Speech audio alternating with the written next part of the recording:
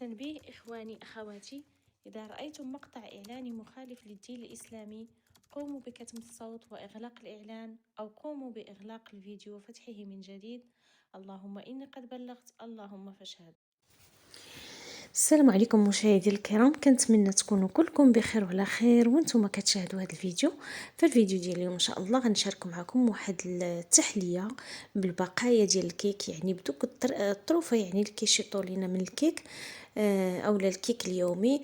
يعني كتجي نقولش لكم البنات كتجي خطيره في المذاق، كتجي واعره ويعني بمكونات بسيطه، بلا ما نطول عليكم، وتصلح حتى في هاد رمضان. يعني تصلح في هاد رمضان، يعني نقدروا نسميوها تحليه رمضانيه، تصلح في السحور اولا في الفطور.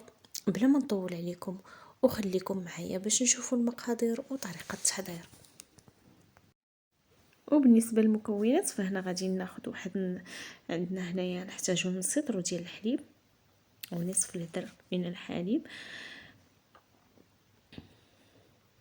هنايا عندي هاد الفلون، هذا تقدروا ديروا هذاك الصغير. الفرق اللي بيناتهم ان هذا كيكون بالسكر والاخر كتضيفوا معاه السكر. هذا ما غاديش نضيفوا ليه لانه كيكون حلو، وكيكون معاه واحد الشاصيه اللي كتشوفوا هنا ديال الكراميل. انا هذه ما غاديش نحتاجها، ما غاديش يعني نستعملها، خليتها بنستعملها في وصفه اخرى.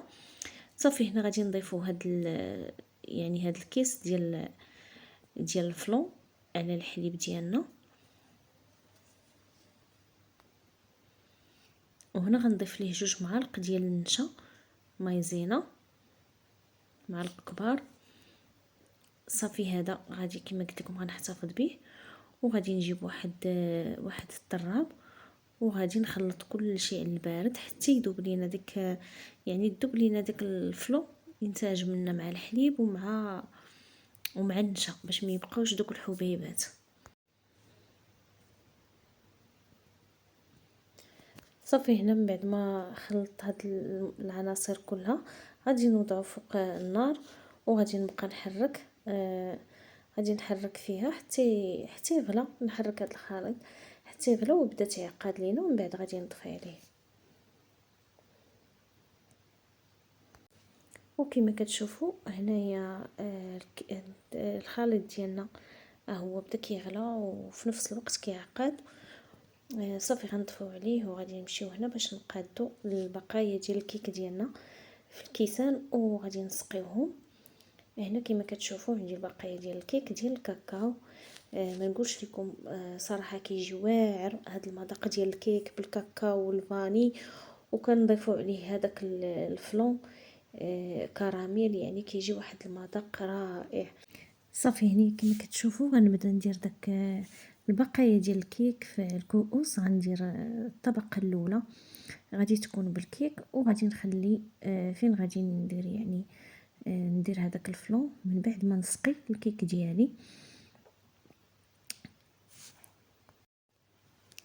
صافي هنا كما كتشوفوا عندي واحد نص كاس ديال القهوه اللي غادي نسقي به هذا الكيك ديالي، وغادي نبدا نضغط عليه بحال هكا وغادي نقادو بحال هكا.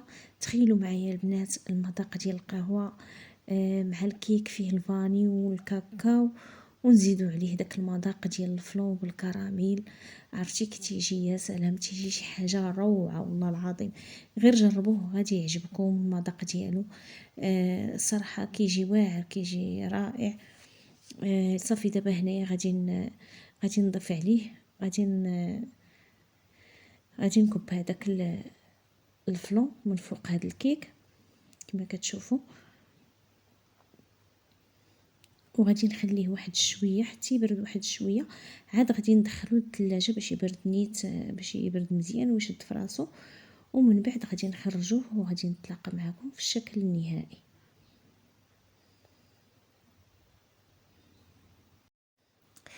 وهذا هو الشكل النهائي ديال التحليه ديالنا.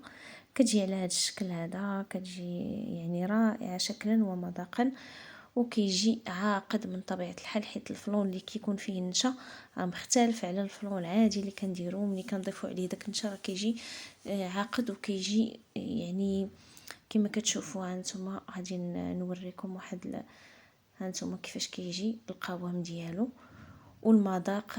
ما نقولش لكم غير جربوه، وانا متاكده انه غادي يعجبكم، لانه صراحه كيجي في المذاق شي حاجه زوينه صراحه. كنتمنى ان هاد التحليه تنال الاعجاب ديالكم وتجربوها. وإلا عجبكم الفيديو ما تنسوش ديروا لايك فضلا وليس امرا. وإلا كنتوا اول مره كتزوروا القناه ضغطوا على زر الاشتراك وفعلوا الجرس باش توصلوا بكل جديد. والى اللقاء في فيديو قادم ان شاء الله.